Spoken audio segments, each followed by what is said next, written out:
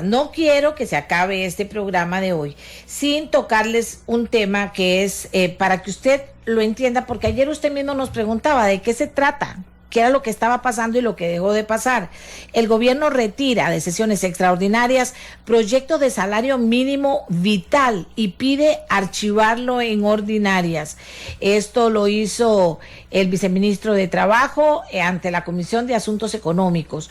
¿Qué significa esto? ¿Qué era este proyecto y qué significa que lo haya archivado, haya pedido que se archive el gobierno? Don Marco Durante, abogado laboralista que nos ayuda con estos temas. Buenos días. Buenos días, doña Amelia. Cuéntenos, ¿qué significa? La gente pregunta, ¿qué es esto de salario mínimo vital? ¿Había un proyecto? ¿De qué era? ¿Qué pasa con que se retire? ¿Es importante o no? Doña Amelia, básicamente debemos de comprender que el tema del salario mínimo siempre va a ser un tema polémico. Todos los trabajadores siempre vamos a querer recibir más salario para poder hacerle frente a nuestras necesidades.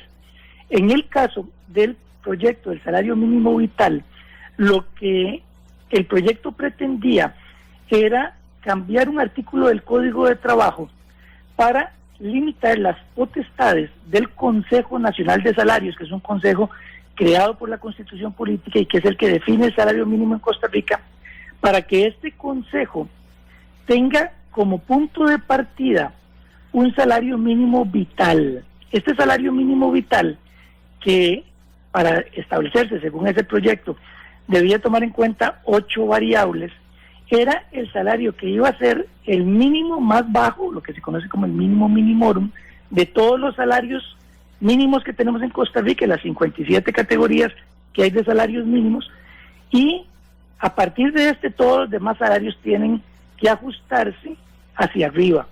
¿Cuál es el problema que hay en el fondo con este proyecto, doña Amelia?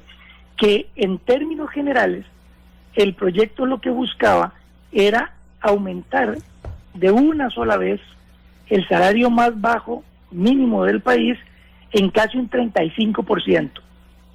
Es decir, que si un salario mínimo, para poner un número redondo, es de 250,000 colones, con la aprobación de este proyecto de ley subiría un 35%, y a partir de ahí todos los demás salarios mínimos tienen que tener esta como su base.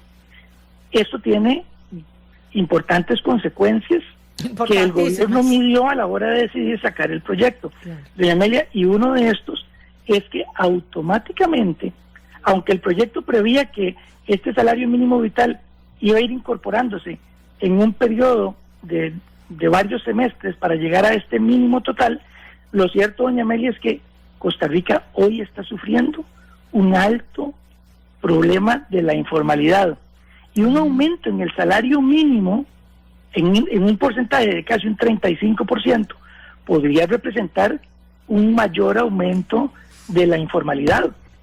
Y entonces, claro, el problema del desempleo y el problema de la informalidad se le podría haber disparado al gobierno con la aprobación de un proyecto que, repito, puede tener una buena intención porque todos queremos ganar más dinero, pero no necesariamente de un solo de un solo brinco, un 35%, esto va a hacer lo que el sector productivo del país requiere.